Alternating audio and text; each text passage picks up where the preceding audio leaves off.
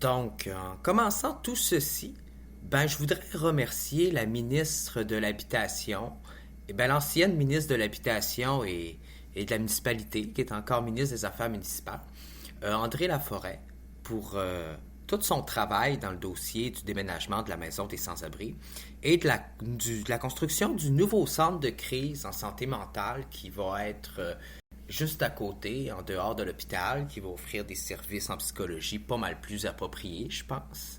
Donc, on a vu récemment aux nouvelles, malheureusement, après le dénombrement des sans-abri par les travailleurs de rue, on assiste à ce que je dis depuis longtemps, ce que j'ai remarqué moi-même dans la rue, une montée, une montée de l'itinérance au Saguenay, à Chicoutimi, dans le centre-ville. En fait, la vérité, c'est que, selon mes sources, quasiment, pour de vrai, une centaine de sans-abri juste à Chicoutimi. Là-dessus, j'ai appris qu'il y en a à peu près aussi une trentaine juste à Jonquière. Dans ce calcul, je sais qu'il y en a à peu près aussi une dizaine à la baie. Sans compter tous ceux au lac Saint-Jean, il y en a peut-être encore une quinzaine, peut-être même une vingtaine sur l'ensemble du lac Saint-Jean. Donc pour le Saguenay-Lac-Saint-Jean, ça fait à peu près 200 sans-abri déjà dans la rue à cet automne, à la suite de cet été, à l'approche de l'hiver. Dans ce calcul, j'ai fait approximativement le calcul des campements de fortune dans le centre-ville de Chicoutimi, le calcul de la population qu'il y a dans la maison des sans-abri, ce qui veut dire à peu près une vingtaine de résidents permanents, puis une trentaine de résidents extérieurs faciles. Selon les chiffres recensés par TVA Nouvelles, c'est 26 campements de fortune qu'on compte au Saguenay. C'est beaucoup. Moi, je pense que c'est juste ceux connus. Donc, il y en a réellement plus pour connaître le milieu de proche. On dit qu'il y a à peu près 47 personnes dans la rue en situation d'itinérance, dont 7 femmes. Moi, pour de vrai, je pense qu'il y a plus que 7 femmes. Il y en a au moins le double. Après ça, là-dessus, on compte 33 bénéficiaires à la maison des sans-abri, mais si on compte les internes et les externes, les résidents permanents, semi-permanents ou extérieurs qui visitent la maison parfois, c'est plus de 50 personnes qui côtoient la maison des sans-abri de près. Puis c'est une trentaine de personnes qui vont à la soupe populaire, dans le même organisme. Donc, on dit que là-dessus, il y a 22 personnes à risque imminent de se retrouver dans la rue, dont 5 femmes. Moi, je pense que pour de vrai, on peut encore doubler ce chiffre-là, donc dire qu'il y a quasiment 50 personnes à risque imminent de se retrouver dans la rue. Puis peut-être même là-dessus une dizaine de femmes, si c'est pas une quinzaine. La vérité, c'est que même à Maison des sans-abri, ils ont de la misère à trouver des places pour les femmes. Ils ont de plus en plus de femmes, puis c'est pas un service, c'est pas une maison qui est adaptée pour les femmes, c'est une maison sans-abri pour les hommes.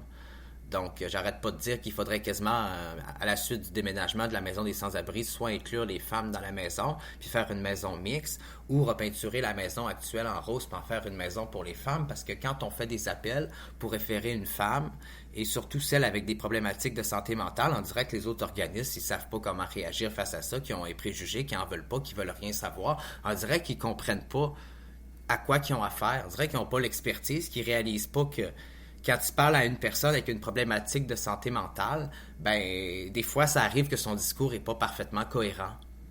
Malgré le fait que la personne, quand tu y parles, puis tu la ressaisis comme faux, elle est capable de collaborer puis de répondre à tes questions. Là. Je veux dire, c'est d'avoir l'approche appropriée. Donc, ce que je suis en train de me demander, c'est, en attendant, là, on parle de plusieurs mois avant que ces bâtiments-là soient rénovés, soient prêts à leur utilisation. J'en consens, j'en comprends que le financement est fait, tout est bouclé, qu'on est en train de faire la rénovation, mais en attendant, le taux d'itinérance, lui, a augmenté dans notre ville.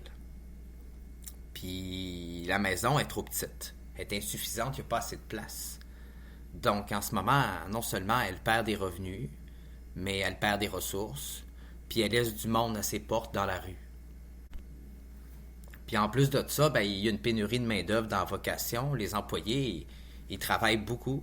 Ils gagnent pas assez un bon salaire. Ils sont épuisés parce qu'il manque tout le temps d'employés. Ça fait que le roulement des portes tournantes des employés dans le milieu communautaire, moi, je pense que c'est largement dû aux conditions de travail puis au salaire. Je veux dire, quand tu sais qu'il y a du monde qui gagne 17 piastres de l'heure chez McDonald's, puis dans des grandes entreprises qui fait du travail à la chaîne, qui fait du travail comme un commis de dépanneur, comme un cuisinier dans un restaurant, comment ça se fait qu'eux autres, ils gagnent plus que le monde qui travaille dans le domaine communautaire? Comment ça se fait que travailler au communautaire, c'est pas genre 15-16 pièces de l'heure, puis que finalement, au lieu d'être le salaire minimum presque, là, c'est pas 17,50 de l'heure en partant, puis ça augmente pas un peu avec les années d'expérience. Il n'y a pas un manque de reconnaissance du travail, surtout quand on sait que on travaille dans des conditions extrêmes, avec des réalités parfois difficiles à vivre, avec un contexte psychologique, social, humain qui frôle la pauvreté et la grosse misère. Là, je veux dire, c'est pas un métier qui est facile à faire, c'est pas aussi simple pour le moral, pour la psychologie humaine, pour le travail que les gens pensent que c'est le domaine communautaire. Là. C'est très exigeant sur le niveau psychologique et moral. Non, mais pour de vrai, l'hiver arrive, puis l'année passée, il y avait un centre de jour à Maison des Sans-Abri. Ça fait que quand il arrivait une ou deux personnes par jour qui se retrouvaient dans la rue, ben, il y avait une place où aller. Mais là, le débordement va être plein cet hiver. La bâtisse est en rénovation. L'année passée, l'autogare était ouvert nuit et jour. Là, ils ont décidé de le fermer à cause de des actes de vandalisme isolés et des actes de violence isolés et un manque de vigilance et de surveillance de la part des équipes de travailleurs de rue, probablement dû aussi à une pénurie de personnel encore. Donc, finalement, ce qu'on réalise, c'est que cet hiver, on devrait rouvrir l'autogare sur la rue du Havre comme lieu de réchaud pour les sans-abri. Puis on devrait construire dans l'enceinte du parking, si on serait réellement intelligent, ou derrière la maison des sans-abri dans les parkings, des cabanes en bois pour les sans-abri, pour qu'ils puissent au moins dormir dehors à une place au chaud puis isolée pour l'hiver, parce que j'ai l'impression que pour cet hiver, on suffira pas dans notre ville en tout cas. Là. Il paraît que prochainement, les plus grands acteurs de la ville vont se mobiliser pour l'itinérance, puis parler un peu des solutions qu'on peut faire. Ben, moi, j'en ai une piste de solution. C'est faire un village de cabanes pour les sans-abri, parce que réellement, il y a un contexte d'isolement, de renfermité, de surpopulation dans le bâtiment de la maison des sans-abri et de problématiques de santé mentale, de consommation, de toxicologie, un manque de sexologie, de psychologie, d'intervenants, de personnel, de ressources qualifiées en renfort. C'est rendu qu'on protège plus la sécurité des employés que les résidents. Il n'y a pas d'égalité entre dans l'association des usagers et des employés. On est en train de lucrativer puis de rendre le service alimentaire payant, donc des personnes mangent de moins en moins, ont de moins en moins d'argent pour se nourrir, ont de moins en moins accès à un repas gratuit par jour. Donc ça rend les esprits à fleur de peau, les gens un peu affamés, enragés. Il y a souvent des pénuries de pain, de lait, on contrôle les réserves de café, de lait, les heures, tout ça. Donc ça crée des tensions entre les résidents, entre le personnel et les usagers. Surtout pour des gens qui ont faim, qui sont affamés. Je veux dire, on va les chercher jusque dans le creux du ventre, donc ça les rend agressifs. Des gens qui ont faim, qui sont affamés, ben c'est prêt à s'arracher les cheveux de la tête. Donc je pense qu'il faut penser à court terme à une solution. Solution pour augmenter l'espace et la capacité de la maison des sans-abri pour entretenir son tissu social, son économie sociale, puis sa population, son service, puis pas pénaliser des gens aussi à travers ça qui ont besoin de la ressource, mais qui n'ont pas accès parce que la ressource est trop petite, limitée, puis pas assez grande, puis qu'on pense pas à une solution à moyen terme pour agrandir la capacité. Tu sais, je veux dire, à Ville-Saguenay, on est prêt à financer un beau village de Noël avec des belles petites cabanes pour vous vendre des beaux petits produits à 5-10 $ pour faire un marché de Noël. C'est bien beau, c'est bien agréable. Mais pourquoi qu'on fait pas pareil pour les sans-abri puis qu'on leur fait pas un beau petit village de petites cabanes pour l'hiver, tiens? Avec une prise de courant à l'électricité pour qu'ils puissent se réchauffer. Hein? Plugger leur téléphone, puis s'isoler au moins une nuit puis dormir dans une cabane avec une porte qui se referme, isolée en bois. C'est pas le bois qui manque au Saguenay, je pense. Pourquoi qu'on va pas chercher des entrepreneurs puis qu'on ne demande pas du monde de nous aider puis de nous subventionner ou de nous faire un don puis venir nous faire des beaux petits cabanons pour les sans-abri, beaux petits villages de cabanes en arrière de la maison au lieu de laisser des campements de fortune un peu partout dans notre ville. Pourquoi qu'on ne propose pas à une compagnie d'abri tempo de venir nous faire un beau fumoir en tempo, puis un beau isoloir pour l'hiver, là, pour que les gars puissent s'asseoir dehors avec les filles, puis écouter de la musique, puis fumer du pot, puis fumer des cigarettes dehors, là, à l'abri de la neige, puis de la pluie, sur la galerie, sans que le concierge, puis que tout le monde ait tout le temps besoin de la déneiger, puis qu'à un moment donné, il y ait genre 6 pieds de neige sur la galerie, au point où la table est enterrée de neige, là, sous la glace. Puis que tout le monde se retrouve à fumer dans une petite pièce confinée dans le fumoir intérieur.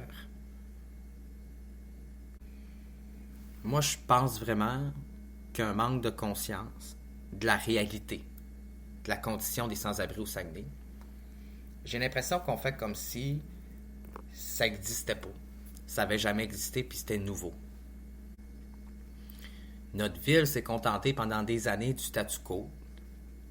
Pendant longtemps, ça ne posait pas de problème. Il y avait une maison des sans-abri d'une taille assez modeste pour accueillir la quantité de la ville. Puis à un moment donné, ben, on a dépassé la limite de la capacité, hein, de l'offre qu'on peut offrir à la demande actuelle. Donc, le résultat, c'est qu'il y a une pénurie de logements, puis il y a des sans-abri un peu partout dans la ville. Puis la maison, ben, elle a pas assez d'argent, elle fait passer de soupers bénéfices, de collecte de dons, de subventions. Elle ne reçoit pas assez de subventions pour pouvoir déménager dans l'immédiat. Il n'y a pas grande banque qui veulent financer ça dans la vie, on dirait, une maison pour sans-abri. Je sais pas.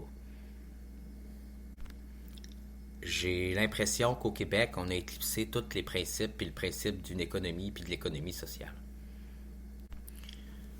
Puis le pire, c'est que ben, pendant ce temps-là, on critique, on chiale, on voit des sans-abri, puis on n'aime pas ça. Les commerçants font des plaintes quand ils sont devant leur commerce. Ils appellent la police. Ils utilisent la police contre les sans-abri. Au lieu de faire de l'intervention sociale, parce qu'il manque de travailleurs sociaux puis de personnel professionnel formé, ben on se retrouve à utiliser la police puis la justice contre les gens défavorisés puis les sans-abri, finalement, à la place de faire de l'intervention sociale. C'est devenu un réflexe continu, un réflexe très courant, puis même que ça coûte très cher en fonds de sécurité publique. Je me dis, rendu là, quitte à payer tout le temps pour faire venir la police à la maison des sans-abri, parce qu'il y a trop de monde, puis c'est surpeuplé, puis que le monde se marche dessus, puis que ça crée des conflits, des chicanes, puis des carences, des problématiques auxquelles on ne peut pas répondre dans la condition actuelle, ben on serait mieux de prendre tout cet argent-là au lieu de mettre ça dans la sécurité publique, puis de mettre ça dans le déménagement de la maison des sans-abri, puis les ressources en santé mentale au plus crisp. Parce que pour vrai, tous les organismes autour de la ville, pour les femmes puis pour les hommes, pour toutes les problématiques diverses, ils refusent une partie du monde dans la société. Puis le seul organisme qui est assez inclusif puis qui est assez équitable pour les prendre puis les ramasser, ce monde-là, ben c'est la maison des sans-abri. Et puis quand ils ont besoin de ressources adaptées, mais ils ne sont pas capables de les référer. Ça veut dire quand il y a une problématique, là, puis qu'il y a une personne, mettons une femme qui vit un attouchement ou une agression sexuelle ou qui se sent pas bien à la maison, ou qu'il y a un homme qui s'est fait agresser, qui a eu une problématique, une bataille, une problématique de violence, puis qu'on cherche à séparer les deux personnes du conflit, ben on n'est plus capable de référer puis d'envoyer une personne chez un autre organisme dans une chambre de fortune pour l'isoler, pour lui offrir une sécurité personnelle. On n'est pas capable. Il y a un manque de ressources, sont pleines, on frôle un mur, on freine à un mur. Je veux pas dire, puis je dis pas que la maison des sans-abri récolte tous les débris de la société, mais ce que je dis, c'est qu'on dirait que pour certaines personnes dans notre société, il n'y aurait pas de logement, il n'y aurait pas de place, il n'y aurait pas de ressources, il n'y aurait pas d'endroit où aller. C'est pas normal qu'une personne avec une santé mentale fragile ou des conditions particulières, qui parle tout seul, mettons, qui est dans un délire ou qui vit dans un monde de fiction puis qui a des problématiques de santé mentale et qui est peut-être même un peu psychotique ou qui fait des psychoses toxiques ou qui a d'autres problématiques qu'on ne peut pas juger, ben c'est pas normal qu'on soit pas capable de les référer puis que tout le monde refuse de les prendre puis se refuse à accepter ces gens-là. Pour moi, c'est une forme de discrimination chez des personnes qui peuvent même pas se défendre, tu sais. Puis on fait ça couramment.